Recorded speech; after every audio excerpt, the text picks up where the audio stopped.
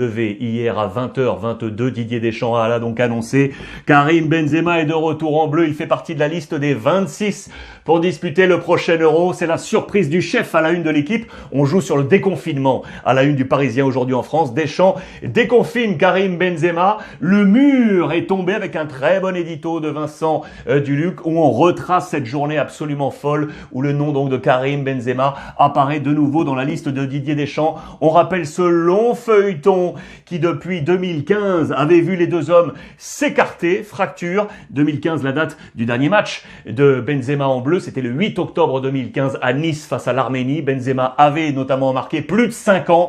Et puis, ça y est, ce mur est donc tombé dans les coulisses de l'improbable retour. On nous explique le pourquoi du comment dans les colonnes du Parisien aujourd'hui en France. On nous parle d'une vague de joie chez le supporter de bleu. On nous parle d'un choix qui a été validé par les cadres du groupe. On nous parle donc d'un échange entre le sélectionneur et les cadres de l'équipe de France. En conférence de presse, Didier Deschamps l'a rappelé. Il a mis de côté tout ce qui se passait sur le plan personnel parce que l'équipe de France était au-dessus de tout. Voilà le mot fort marqué par Didier Deschamps. Il l'a bien précisé. On ne peut pas revenir en arrière, ni Karim Benzema, ni lui. On va aller de l'avant maintenant avec l'équipe de France. On nous montre bien évidemment les feux du désamour et notamment avec le président de la 3F, Noël Le Graët. On a en tête également le petit tweet de Karim Benzema en novembre 2019 où il disait au président de la Fédé « Laissez-moi tranquille maintenant. Laissez-moi de côté. Si vous ne voulez plus de moi en bleu, laissez-moi même peut-être évoluer avec une autre équipe nationale. » Souvenez-vous, on avait parlé de l'Algérie, on avait parlé de beaucoup de choses autour de Karim Benzema. En attendant, le procès de la sextape avec Mathieu Valbuena a une suite. Le procès l'attend en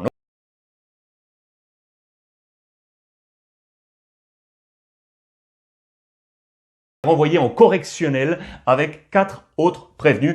La suite de cette affaire, bien entendu, dans les prochaines semaines. En attendant, c'est donc la joie pour beaucoup de voir Karim Benzema revenir dans cette liste des Bleus. La liste, vous le savez, élargie à 26, avec des grands gagnants, avec certains perdants également. Je vous laisse le temps de consulter cette liste. Vous l'avez sur l'ensemble des réseaux sociaux, bien évidemment. De grands gagnants.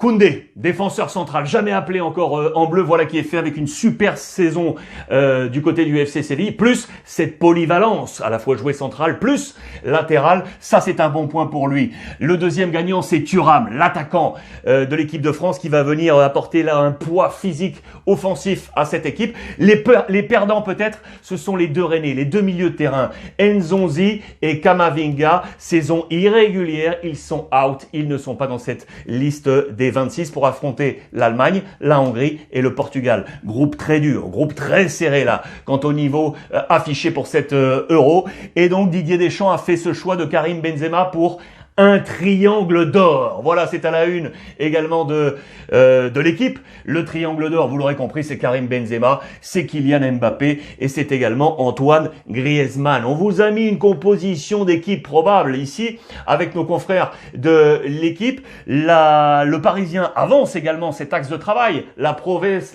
d'une attaque de rêve, c'est très certainement l'une des attaques les plus belles d'ailleurs de cet Euro. On n'oublie pas Olivier Giroud. La France a été championne du monde avec Olivier Giroud sans Karim Benzema. La France a été en finale de l'Euro avec Olivier Giroud. On se souvient encore du poteau de Gignac face au Portugal. Donc il ne faut pas oublier l'attaquant de l'équipe de France qui fait partie de ce groupe des 26. Voici ce 11 probable donc que je vous ai zoomé avec Lloris, Varane, Kimpembe, Lucas, Pavard, Kanté, Pogba, Griezmann, Mbappé, Benzema, plus ici Rabiot ou Kingsley Coman. Faites-moi part de votre avis sur ce 11. Quel serait votre 11 sur le hashtag Ruiz Club? On en parlera sur Twitch ce week-end, vous le savez, samedi et dimanche 20h30 pour faire le point notamment sur cette actualité équipe de France. On continue avec d'autres choses au cœur de cette actu parce que si bien entendu le phénomène Benzema a tout happé, ce soir les amis, on joue la finale de la Coupe de France entre l'AS Monaco et le Paris Saint-Germain. C'est une affiche 5 étoiles étoiles. Et on a raison, parce qu'on a du lourd sur cette pelouse. On était toujours en attente de la décision du CNOSF, pardon. Au moment où on est en enregistrement de cette pastille, la décision n'est pas encore tombée. Vous l'aurez peut-être à la lecture de cette pastille, quant à savoir si Neymar et Kimpembe sont, oui ou non, suspendus. On voulait encore y croire du côté du PSG à la possibilité de les voir. Attention, parce que Monaco a la recette.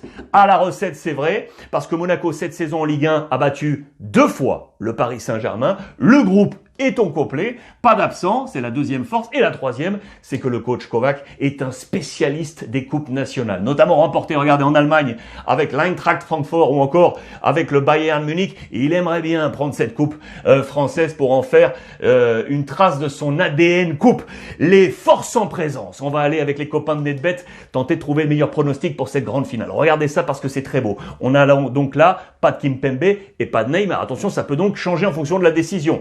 Regardez ces forces en présence et je vais vous donner les dernières cotes là. Les dernières cotes à l'heure actuelle. Attention, victoire de l'AS Monaco, on est à 3,90. Le match nul, on est à 4,10. Et la victoire du Paris Saint-Germain, favori pour cette finale, on est à 1,87 les amis. Le nul est peut-être pas mal. Le nul est peut-être pas mal ici à 4,10. Allez jeter un coup d'œil. Je vous le rappelle, si vous n'avez encore jamais parié sur la plateforme NetBet, venez pour cette première fois avec le code promo Ruiz Club. Vous entrez directement avec ce code promo et 160 € offerts si c'est votre premier pari et si vous êtes également majeur. N'oubliez pas, on n'oublie pas les copains de l'Afrique, 12 pays concernés par également un code promo. Il y a un lien spécifique pour l'Afrique qui n'est pas le même que la France. Le code promo c'est le même, c'est Ruiz Club et avec ce code promo, 50% de bonus sur votre premier dépôt. Voilà, on pense à tous ces copains du continent africain. La résonance du phénomène Benzema, bien évidemment. La vague est arrivée en Espagne, logiquement, avec le Real Madrid. Regardez, le pardon à la une de As. Mais pas seulement. Regardez, puisque Marca n'est pas allé là-dessus.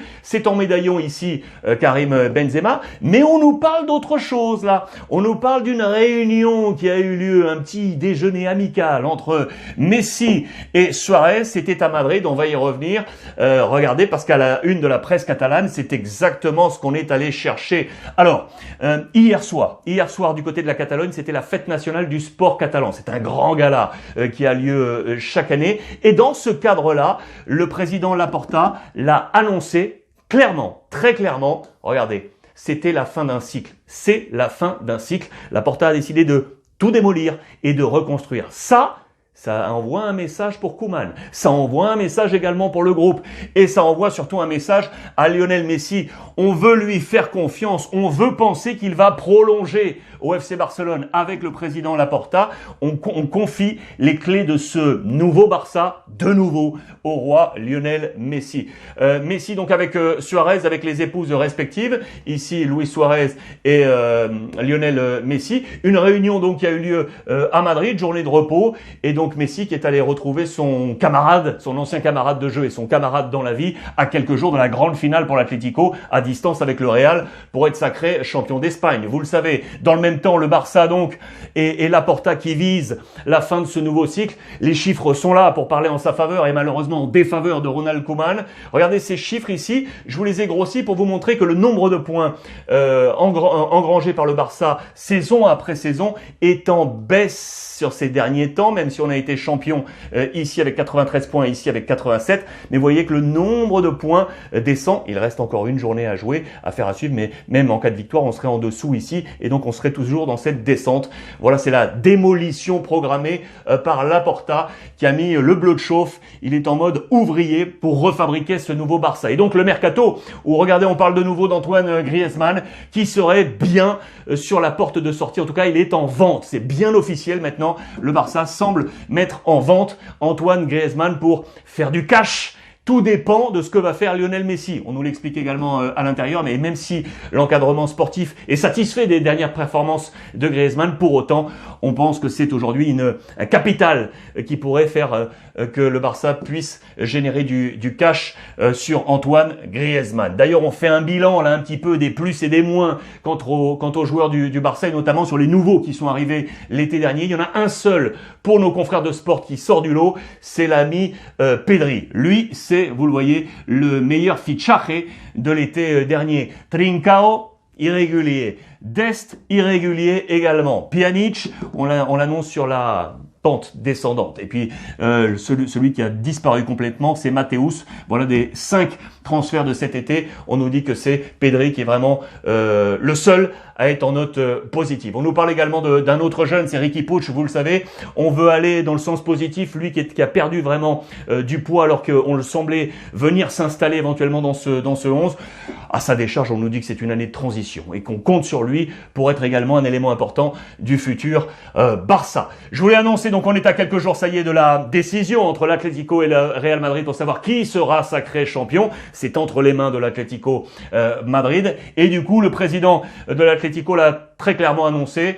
On va chercher le titre et ensuite les prolongations de contrat avec au cœur de tout ça 2 hommes, El Cholo Simeone et Llorente.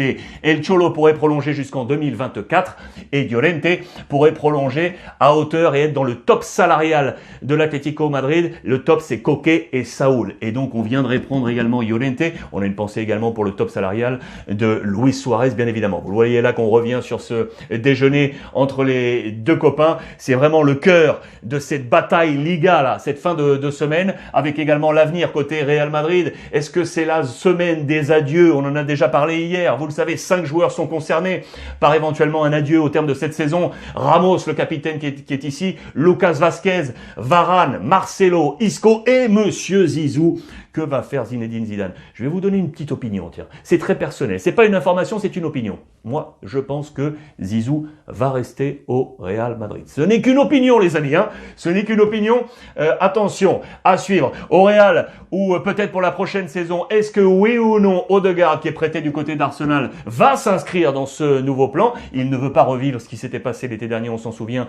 Retour de la Real Sociedad, et on n'avait pas trouvé place. Du coup, il était parti s'exiler du côté d'Arsenal, où il se sent bien, il le clame haut et fort, il veut des conditions éventuelles à son retour côté Real Madrid. Je vous emmène maintenant en Italie parce qu'il y a une autre coupe qui se joue ce soir, c'est la Coupe d'Italie. Quel match entre les bombardiers, l'Atalanta Bergame et la Juve de Cristiano Ronaldo. C'est bien plus qu'une finale de coupe, vous le savez, c'est également l'orgueil, et notamment pour la Juve de Pirlo. Ce sera le dernier match. Ce sera le dernier match de Gigi Buffon, la nuit des adieux de Gigi Buffon, qui aimerait bien lever ce dernier trophée avec la Juve avant de s'envoler vers de nouvelles aventures. Ça, c'est intéressant, c'est vraiment à la une de toute la presse. Vous le voyez également ici à la une de Tuttosport. L'autre match qui était fort hier, il y a eu un match un peu tapis dans l'ombre comme ça, mais qui avait son importance. C'était entre la Lazio de Rome et le Torino. Résultat 0-0. Le Torino est sauvé. Mais le malheur dans tout ça, vous le savez, qui est l'entraîneur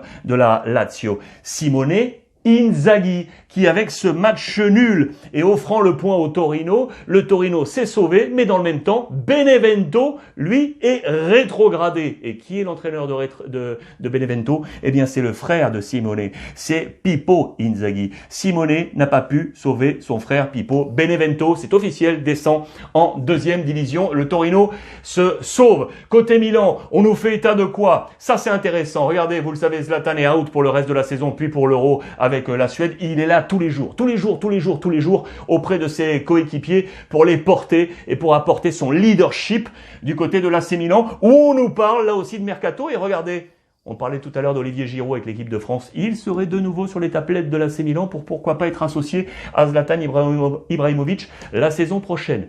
Et si Giroud rejoignait Milan, là aussi, c'est à suivre. Rapidement, au rayon fait divers, ça c'est absolument incroyable. La folie du côté de Trigoria. Trigoria, le centre d'entraînement de l'AS Roma. Ici, ce joueur, c'est Scamacca, qui appartient, vous le savez, à Sassuolo, qui est prêté du côté du Genoa. Il est passé par le centre de formation de l'AS Roma, il y a plusieurs années avant de s'envoler du côté du PSV Eindhoven. Que s'est-il passé hier? On nous le montre là en mode BD. Eh bien, le père de Scamacca est entré dans le centre de formation de l'AS Roma, batte à la main, et il a fracassé plusieurs véhicules. Pourquoi? Comment? C'est absolument incompréhensible. Une enquête est menée, bien entendu. Il a été arrêté par les forces de l'ordre. Affaire à suivre. Panique totale du côté de la Roma. Le père de Scamacca qui a semé le désordre du côté de Trigoria. C'est dans l'affaire un peu, hors sport, mais c'est également dans les colonnes de la Gazzetta dello Sport. Et puis enfin, regardez, puisqu'on parlait de mercato, pour terminer tranquillement cette revue de presse, je vous emmène avec l'Inter, où Lukaku le dit très clairement, le prochain entraîneur, c'est Conte, les amis. Conte ne peut pas bouger. Vous savez qu'on est en ballottage, la crise financière, le père Zhang qui cherche des fonds, et du coup qui a mené Conte à se poser des interrogations quant à son futur, et du coup par la même occasion, les cadors qui eux aussi s'interrogent. Lukaku l'a dit, nous on veut Conte. Voilà, c'est clair et net. Le message est passé de la part de Lukaku. Et puis je vous emmène pour terminer en Angleterre. Hier, il y avait un match absolument fou. C'était la revanche. Et ce revenge qui se transforme en roux. Le roux de Rudiger, qui a marqué un but décisif face à Leicester. Victoire de Chelsea 2-1, qui prend donc sa revanche sur la finale de FA Cup, où Leicester s'était imposé face à la formation finaliste de la prochaine Ligue des Champions. Et intéressant parce que c'est la bataille pour les accessibles pour la prochaine Ligue des Champions. Chelsea, les amis, est passé ainsi devant Leicester et sur le podium de cette première ligue, c'est la bataille, vous le savez, pour cette place Ligue des Champions. Donc avec Rudiger, regardez, The Masked Stinger. Un stinger, c'est un dard. Il a piqué. Vous connaissez l'émission Le Masked Singer. On l'a également en France. Elle existe également en Grande-Bretagne. Les jeux de mots toujours à l'anglaise. Le transfert de Harry Kane, je vous en ai parlé hier. Il veut bouger de Tottenham. Il l'a annoncé. On nous parle de 80 millions de livres que seraient prêts à lâcher les clubs de Manchester City et United pour prendre le talent et l'ami Harry Kane. C'est une affaire à suivre du côté de la presse anglaise. Dernier point transfert. J'en ai encore un petit. Il est là du côté de l'Olympique de Marseille. Regardez, on nous parle de Gerson, le milieu de terrain de Flamengo. On nous parle de conversation, ça y est, entre l'encadrement du club et la famille du milieu de terrain, plus le club. Ça chauffe. Ça, c'est dans l'équipe. Et ça, c'est du côté de la Provence, avec également un encadré sur Dieng, le petit attaquant. On n'est pas sûr du côté de l'Olympique de Marseille de le conserver, oui ou non. Ça aussi, c'est une affaire à suivre. En attendant, ce soir, c'est donc la grande finale de la Coupe de France entre Monaco et le Paris Saint-Germain. On espère assister à une grande finale. Les amis, merci à vous tous de votre fidélité. Comme d'habitude, on échange via le hashtag Ruiz Club et on n'oublie pas, profitez des vôtres.